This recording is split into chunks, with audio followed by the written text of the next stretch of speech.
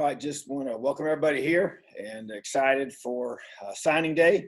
Felt a little different today. We had a chance to do some cohort work with our guys this morning, but also bouncing out with the guys sending in their papers and it's not the faxes anymore. It's just sending in the text messages with all the confirmations on it. So still an exciting day and definitely unique to be able to have a class that we haven't had on official visits, but many that were able to come prior to COVID. So really excited about this group. It's not a large number of guys, only 14, but still have 6 different states represented and one from New Zealand. So got a little international flair to it, but got good balance on offense in regards to different positions represented, 2 O-linemen and got our tight end, 2 running backs, quarterback, and 3 receivers. So defensively got heavy in the secondary, and then defensive linemen as well, so 4 on defense only. But just really excited about the quality of the players, and so just really feel like they fit with us off the field and their character and their the way they've been raised, and then just the way they play the game, in terms of both effort and skill and talent and just guys that fit with us, and so just really excited about them. This is a group that we had committed as a complete group really before the season even started, and they've all stayed with us, and we knew it was going to be a smaller group from the beginning. So don't have very many seniors on this current team, but really anxious to get these guys on campus here. We got 5 of them will be mid-year guys, and so that's really exciting as well. So I just want to make sure that we have 5 of the top 11 in the state of Indiana assigned with us here at this university. So that's a special thing to me. Very important. It's been a priority from the beginning, and to see our best players in Indiana choose to stay home is a big deal. And so really excited about that as well. So also excited about our all Big Ten players that were selected today. The defense was announced today, having 4 first teamers. And then we had 2 more, 1 on second team, 1 on third team, 1 honorable mention. So really excited about Micah and Jerome and Jamar and Taiwan all making first team, which is the first time that's ever happened here. And so that's a record for us. And then 7 total is also a program record, but as well as having, Cam Jones, honorable mention, which he's a guy that obviously could and will continue to grow up those numbers and continue to be a great player for us. And then also having Jalen Williams as a second teamer and Devon Matthews, which we call Monster, as a third teamer. So just a tribute to what we built here, and a great job by Kane Womack and the whole defensive staff. But these are guys we've all recruited to come here and all out of high school, and neat to see them come here, be developed and flourish. And it's been an awesome thing. So excited for them. So big day for the Hoosiers, and I'm ready for questions. All right, Matt Weaver, and then John Blau. Hey, Coach. Congrats on signing day. Thank you. Appreciate that. I was going to ask you about DJ Matthews. For kind of a 2-part question. First off, he's from an area where you guys recruited a lot. Was there a pre-existing relationship before you guys recruited him, here when he left Florida State? And secondly, obviously with these kind of guys, you're looking for immediate and hopefully significant impact and, an older transfer. What kind of impact do you guys think he can bring on offense and also on special teams? Because I know he's a great returner. He is, and the answer to that question is yes. I've known his high school coach. Matter of fact, I coached against him when I was a young coach. When I was at Temple Heights, we played against his high school, Trinity Christian, there in Jacksonville, 2 years in a row. And so I've known Coach Dormany for almost 30 years. So really appreciate him and the job he's done there for all this time, and all the great players that they've produced. So already had that relationship there, and yeah, he's a gifted athlete for sure, and another weapon to bring to our offense. And you mentioned as well, a very skilled punt returner, one of the best in the ACC. And so just to bring a guy in that has experience, we do have, we have an older group of receivers and then a younger group there, and kind of a gap in between. And so just kind of give us a chance to create more depth there, and a chance to come in here and compete and come here and make plays. That's what we challenge him to do. And as we bring these younger guys along, and guys that have a chance to come in, and as many of these guys will do, as we always tell them in recruiting, they have a chance to compete and earn a spot here, So, but competition, what makes you really good, and having a lot of weapons on offense is what you have to have. And excited about having DJ Matthews join our football program. All right, John, then Zach. Obviously, you talk about you guys are done for today, but do you intend to hopefully get some guys in the later part of the signing period? in the spring? And then also you talked about mid-year enrollees. Do you know which ones those are that are coming early? Yeah, Mid-year. I would say to the first question, we have not many spots left. We don't have. You only can replace what you lose, and so we're not losing many this year. So we will not expect to add too many more, maybe a couple, but don't see there being a whole lot of movement just because of the nature of our positions. So, but for me, and when you go through and you look at the guys who will be here mid-year.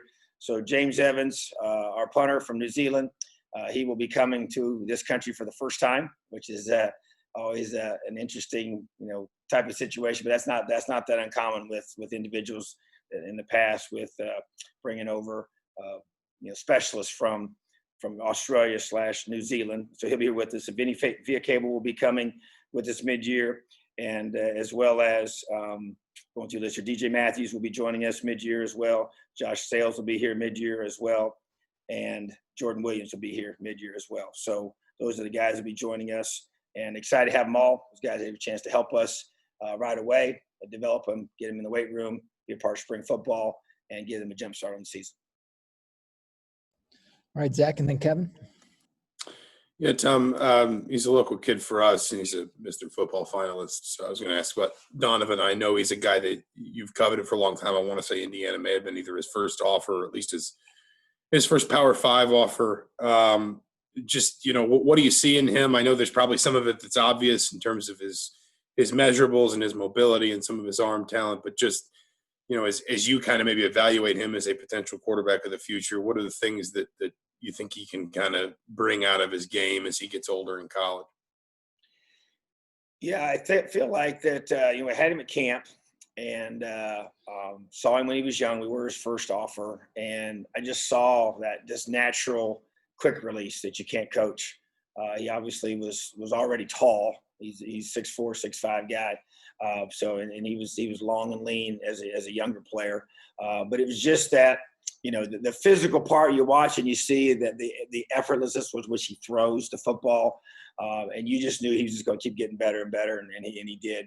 And I still think he's just going to continue. I think his best football is ahead of him as he continues to grow and mature. He's a very, very gifted basketball player on a very talented basketball team there at Lawrence North, also runs track. So he does those things year round, and so he doesn't just zero in just doing one thing all the time. But the thing that really stuck out as we offered him, because you do that offer what you see physically, but then you start to get to know them.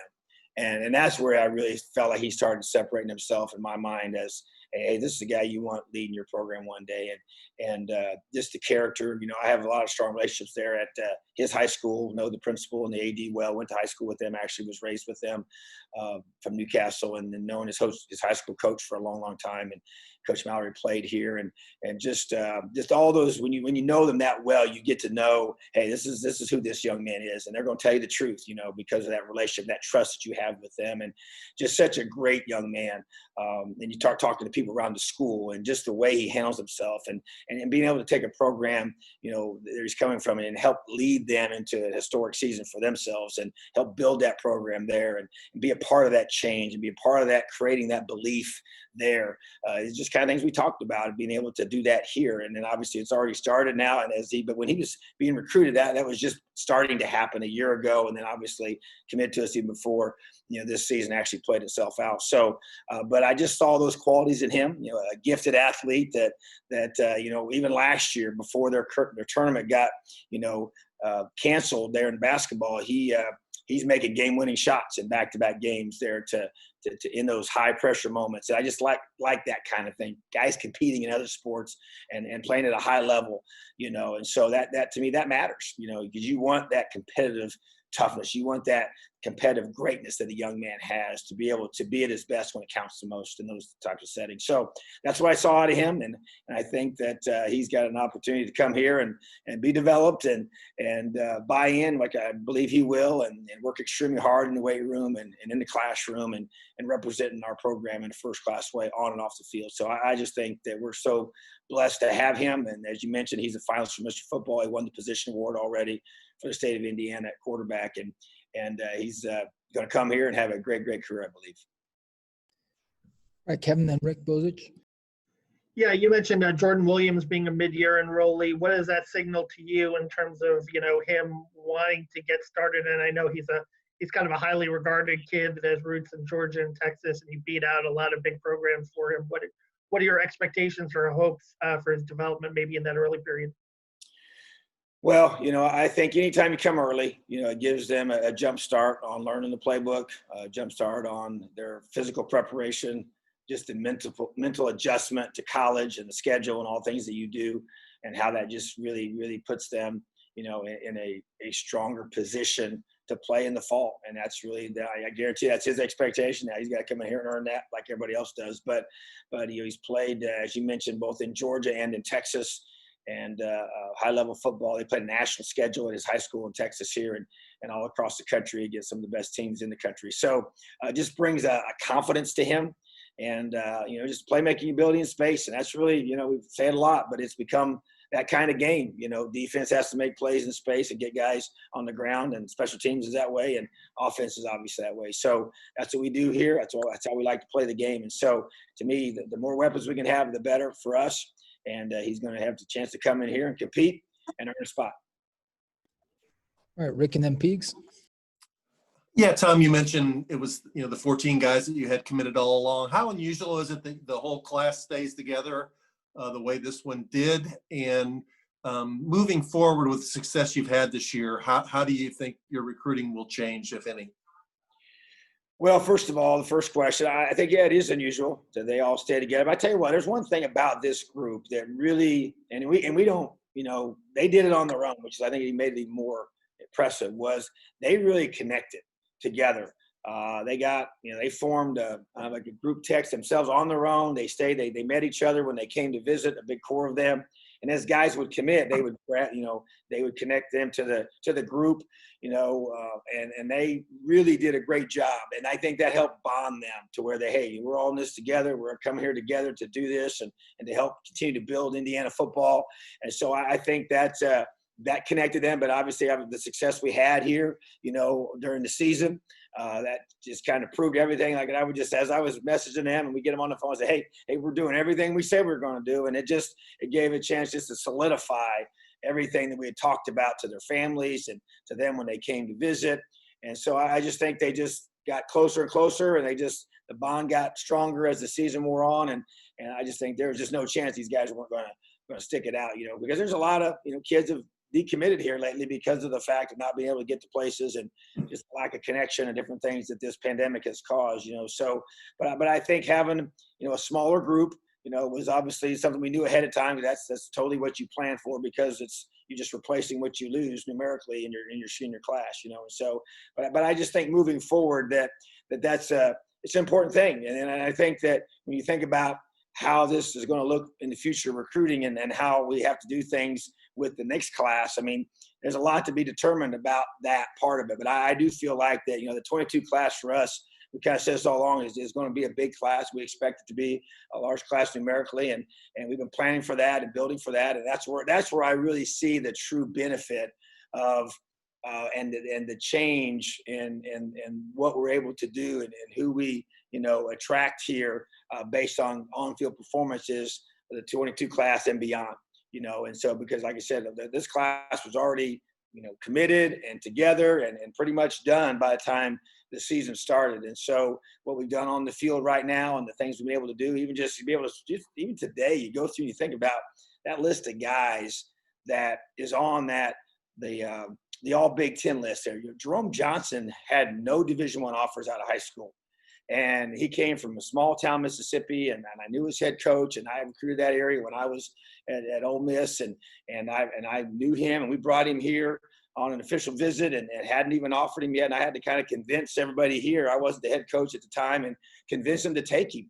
I mean, we had a specific film, so I had to go through and pull film from the Mississippi-Alabama All-Star game, which he played in, and show clips of him playing just to convince the coaches here, hey, this is a guy that I believe has a chance to be a special player, even though he had no Division I offers at that time. And so, but we saw that potential in him. He comes here and he's developed into a first-team All-Big Ten player. And Micah McFadden, was not a highly recruited guy. We already talked about him in the past. And he had 2 Power 5 offers, and we were one of them.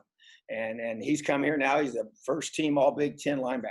And Tywan Mullins, another guy that he's undersized, but and he had a lot more going on in recruiting for sure. But a kid that just bought in, and believed in this program, and the story about what he in my office when he wrote down the 50, 26, 10, and just had kind of just come here with a different edge about him, and now he's first team All Big Ten. And Jerome Johnson, same thing. He had offers and all, but it wasn't like he's some national guy. And he believed in us and we believed in him. He came here and he made some positive changes in the way he did things on and off the field, and he's developed into a great player. He's first team All Big Ten. I go on and on and on with those guys and be able to convince them. And you say, okay, in recruiting, this is what we're able to do with these guys. And this is these guys fit this culture. They fit what we're looking for. And they came here, they bought in, they believed, and they were developed. And then the product on the field is indicative of that. And so to me, that's as valuable as anything. I get it. Winning on the field is a big deal, but they want to, every kid wants to say, how can I benefit from, coming to Indiana?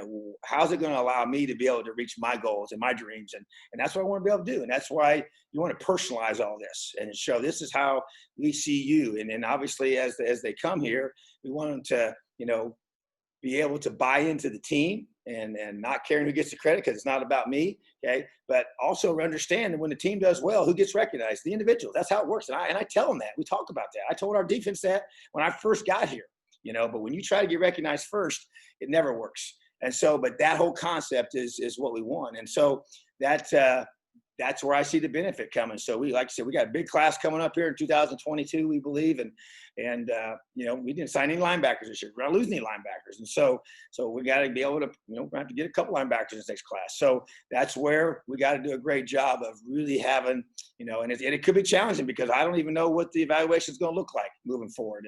And when we are going to be able to leave campus or when can they come to campus? Those things I don't know right now, but it is going to be a very important class here coming up here in 2022. All right, Peegs and then Paul. Yeah, I wanted to ask you about your three defensive backs, and before that, also, what does it do to have three guys in your defensive back awarded first or second team? What does that do for you on the recruiting trail? Everything I just said. You'll be able to point to these guys, and we'll tell their story, and say that can be you. You come here, you buy in, you do the things that we ask you to do. You make the sacrifices necessary to be special.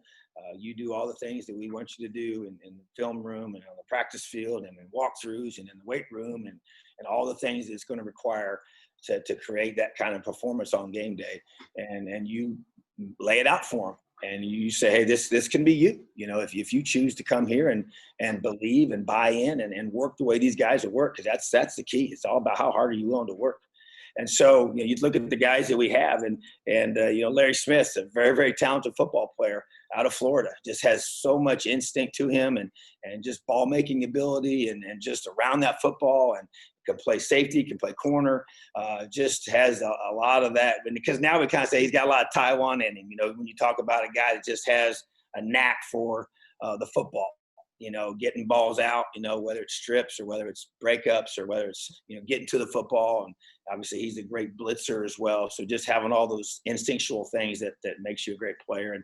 And Jordan Greer out of Georgia, to me, is just a very, very athletic. We have kind of a model, that we're looking for this body type and this skill set at each one of our DB positions, and the ability to play corner and safety is a really, really huge asset that you have, and speed. We're going to play man coverage. We're going to play some zone coverage. And so, sometimes safeties are more zone guys or more man guys or whatever. And we're trying to find guys that have that flexibility to do multiple things. And so I'm really excited about Jordan and his athleticism and his ability to be around the football make plays with the ball. And what does he do when he has the ball in his hand as well? And then Maurice Freeman, who's just a really physical player from Virginia.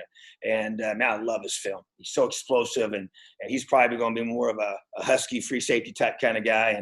And just because of his physicality, being able to blitz off the edge and just be a great special teams guy. And all these guys need to be special teams guys, but he really sticks out to me. I mean, you watch his kickoff cover film, and it's like, that'll get you fired up, he's laying folks out, and so he's looking for people to hit, so I just really love those three guys. Just give us a lot of talent and a lot of playmaking ability, and that's what you got to have. And we're a three safety defense, and those corners, we've kind of rotate some of those corners even to play some safety.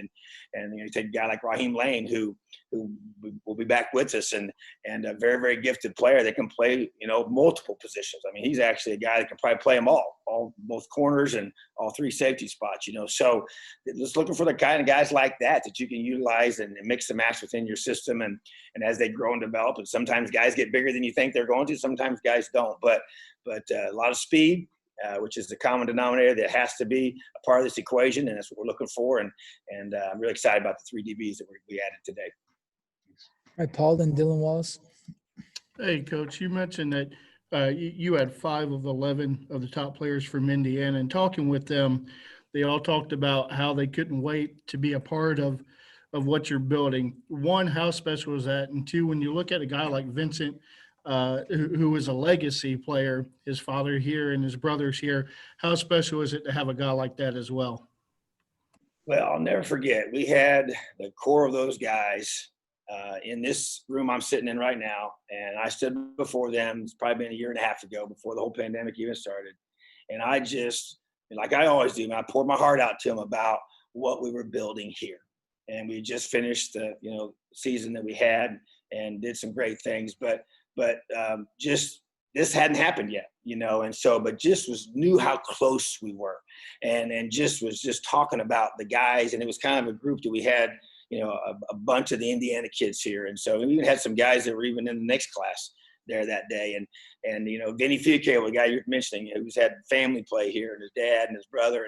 And I knew how much it meant to him to be an Indiana Hoosier, and he's a guy that we evaluated long and hard and wanted to make sure, because it's those kind of situations where I want to make sure guys like that, that I know how much it means to them to be here, that, when we offer them, it's like, hey, we're saying, because these different offers are based on where you're at in the recruiting process, of how much you've seen of them, or have you seen them enough in camp, and have you watched them in person, and all those different things. And so we knew, hey, we offer this young man that we're going to say, hey, we want you to come here and be a part of this team, and not say we needed to see more things from you. So just a passionate Indiana Hoosier.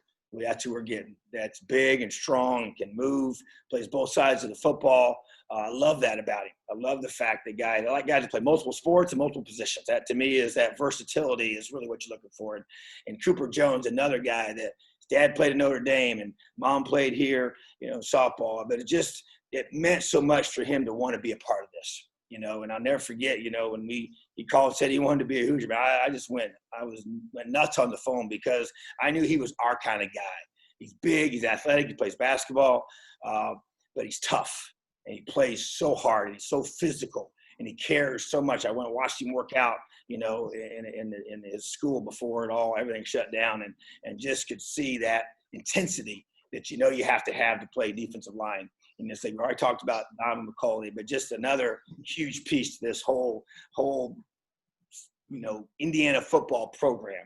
Josh Sales, big old athlete, Indiana kid that from Brownsburg High School, and we really put him as a huge priority for us. He was our number one guy we were going after the tackle spot, and just felt like with his athleticism and his length, and he's coming from a really good program, and he's got a great dad and his grandma, and just to be able to have him in this environment, it was such a big deal for them. And he was so excited when he made the decision to come here. And I just feel like that's just such a big part of guys that want to be here, guys that mean something to them, and this is their home state. And then you finish off with Aaron Steinfeld, who's right here in Bloomington, that has so many connections to Indiana, and it's been here so much. But at the same time, and this is where his heart is, another 3-sport guy, excellent baseball player and really good basketball player, just a good athlete that I once again, because he hasn't just dove into just playing football, 365, 247, he has got a lot of upside to me to be able to grow and develop and get in that weight room.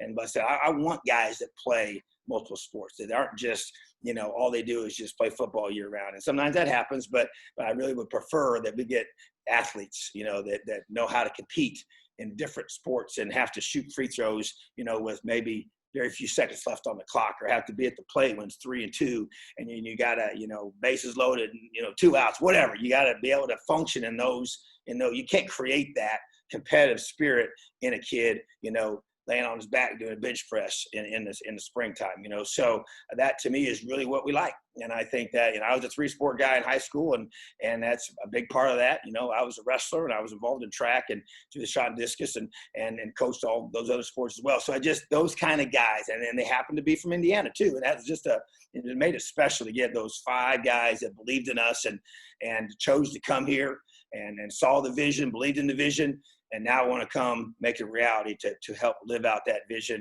and just keep making history here at IU. All right, Dylan, and then John Blau. Hey, Tom, you mentioned just, you replace kind of who you lose. And with the NCAA sort of allowing athletes to kind of get another year of eligibility because of the season, I mean, I know the season's not over, but do you have a sense of maybe guys on the team that would want to use that? And then would that sort of affect kind of in the springtime if you would look to add more to the current class or not? I think that's a fair assessment that would determine some things. That would be a variable we would look at. The reality is those numbers don't, for this coming year, they will not affect you in a negative way. So we will be over, and I think some of those guys will stay. I don't know which ones yet will stay and replay their senior year again. The NCAA has given them that freedom to do that and that eligibility to do that.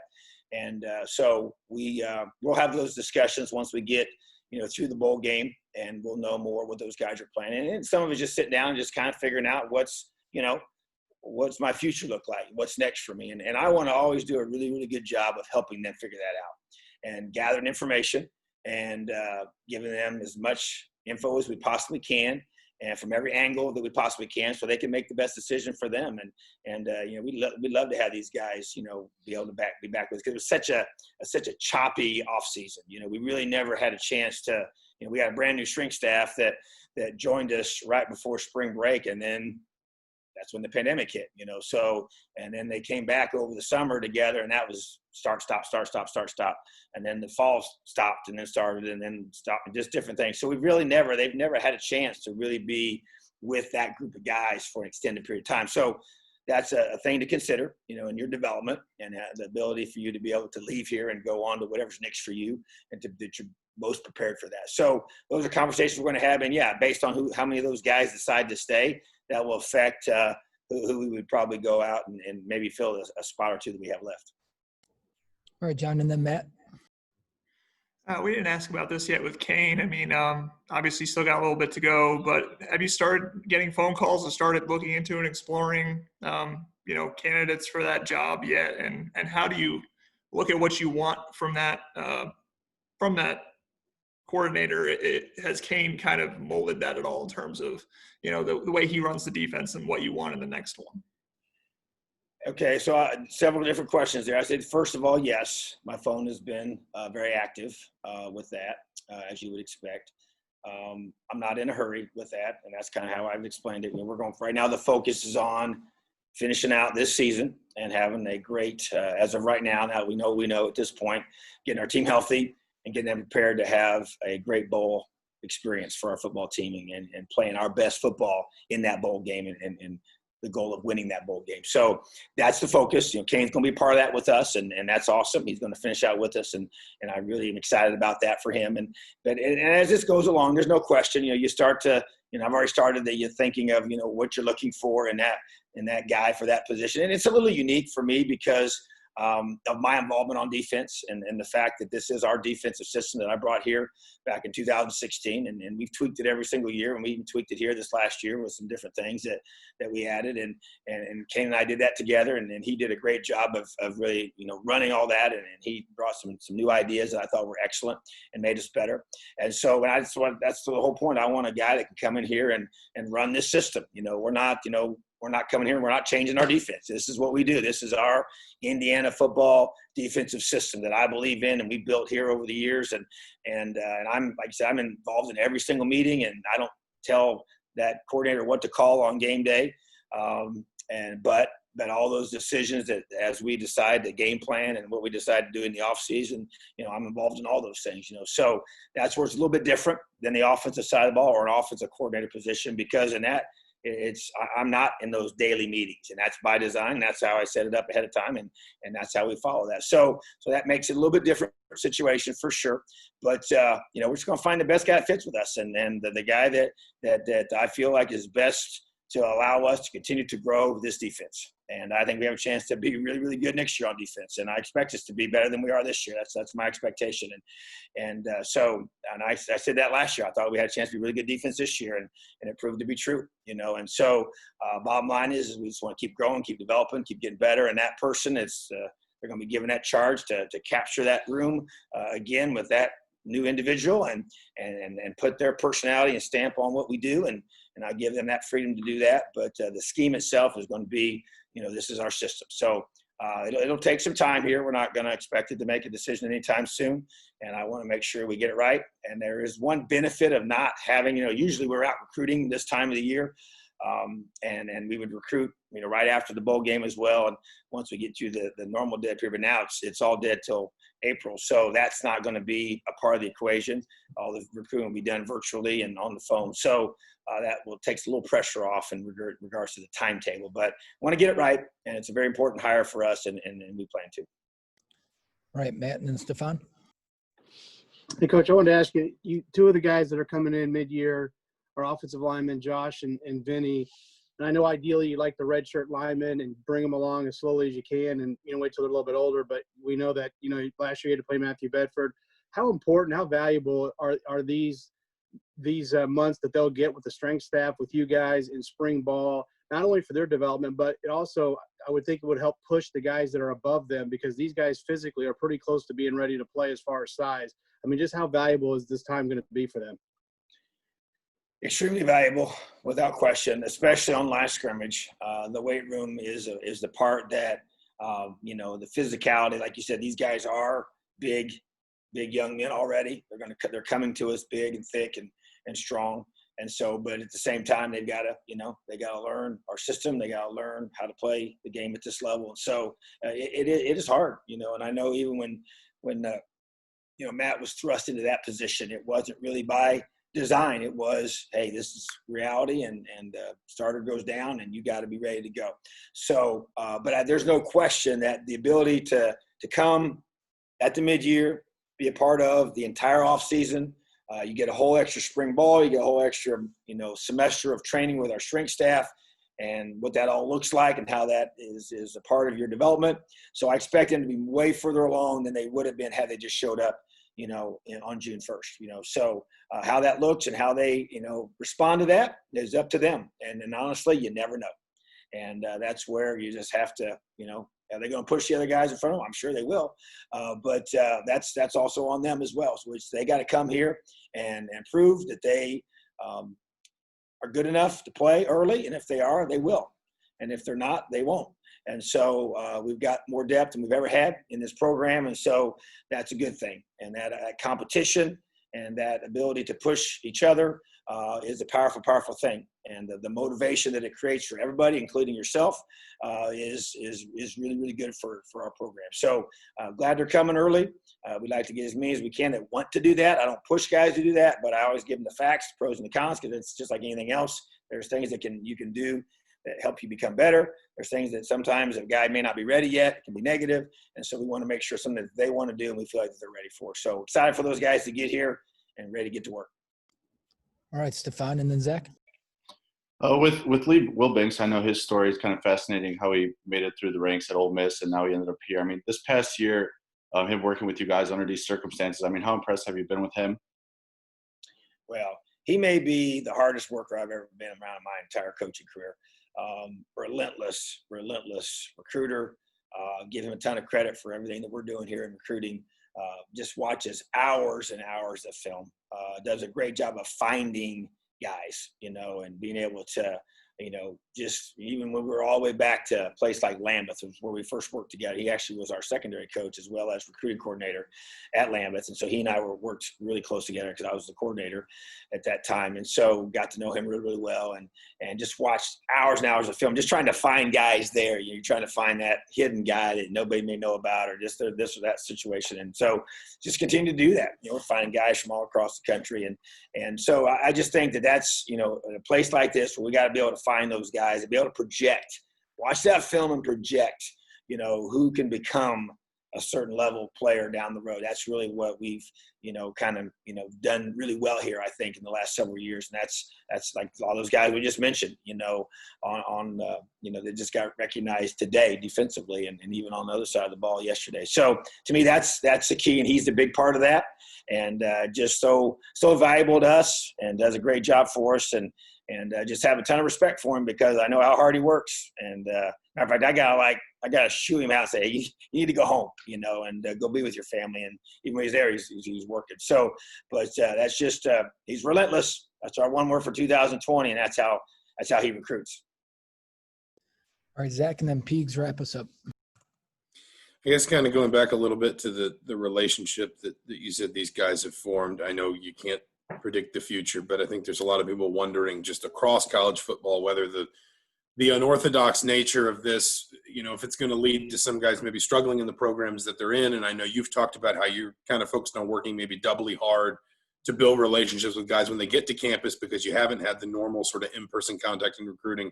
But do you think it's also maybe going to help that these guys have maybe kind of had this organic sort of relationship form within themselves, that as they come to campus, even if maybe for some of them it is the first time they've seen Bloomington or maybe only the second or the third, they're just going to feel really comfortable because they've got, such a sort of I guess, a tight-knit group of freshmen that they're already comfortable with?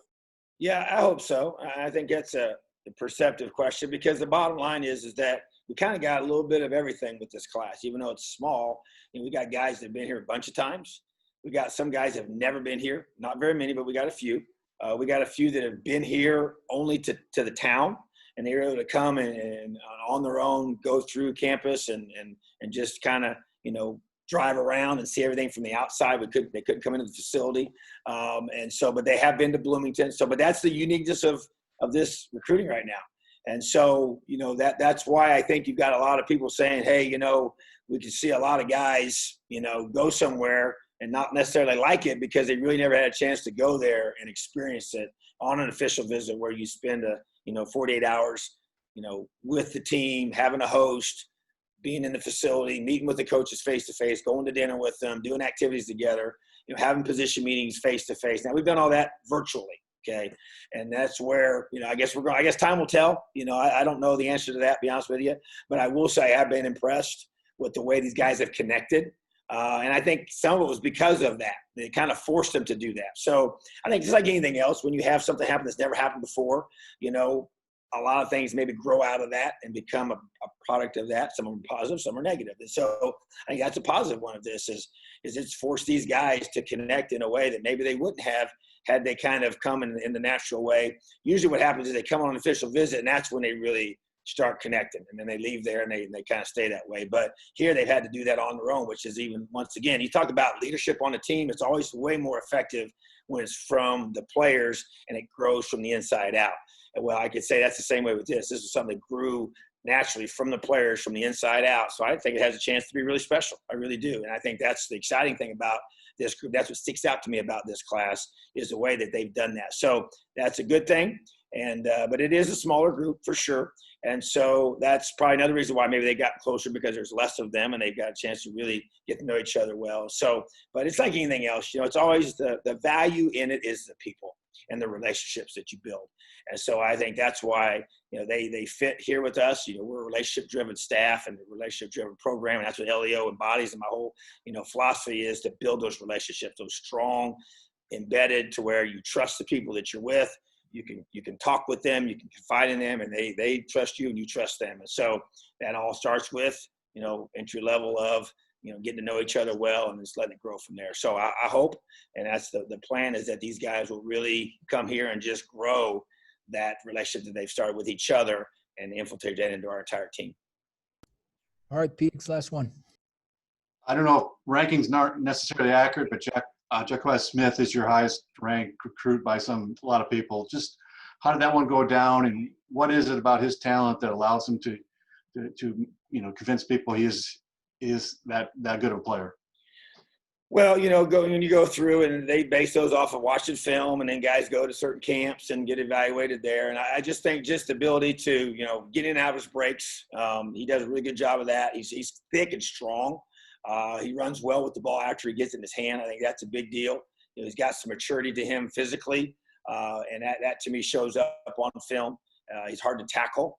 And I think that's, you'd be able to, you kind of project that into the collegiate level. Some guys, if they're smaller, they don't have ability to maybe break tackles like that. They have to rely on their quickness. And so he has a little bit of both of that. So he has good speed and good change of direction, and he's got really good ball skills, So I just think that's kind of the, you're looking for those qualities in a receiver. And it's like anything else. I mean, sometimes those rankings are accurate, sometimes they're not. But to me, it's all about how hard is he willing to work once he gets here. To me, that's the key. You can take Ty Freifeld. He was a 2-star guy, out of small town Mississippi, and came here. And now he's, the receiver of the year in the whole Big Ten conference. How about that? So, to me, they have a lot of similar qualities. I think, Ty's a little bit taller, but they're very similar build. And so to me, that's what you're looking for. And Ty came here and he decided, man, I'm going to work my tail off. And that's what we expected him to do when he got here, and that's what he did. And that's going to be the same for him. And Jacquez got to come here and he's got to work. It's about, hey, what do you want? How hard are you willing to work to get that thing that you want? And what are you willing to sacrifice to get that thing that you want? And so to me, that's what it comes down to. And I want him to come in here, and we'll sit down and we'll go over these things and what he wants to accomplish here, what he wants to do. And okay, then how hard you willing to work to do that, and how much you want to sacrifice. And so that's going to define, how good he becomes. And that's challenge going to be given to all of our guys, because that's the key. And that's why signing day is awesome, and it's a great thing. But man, it's the beginning. This is the start of it all, not the end of it all. This is really where once they get on campus, those guys that are coming mid-year, man, here you go. Roll your sleeves up and go to work. And those guys that are willing to do that over and over and over time, become the great ones. Thanks. All right. Thanks, Tom. Appreciate you guys. Have an awesome day. LEO.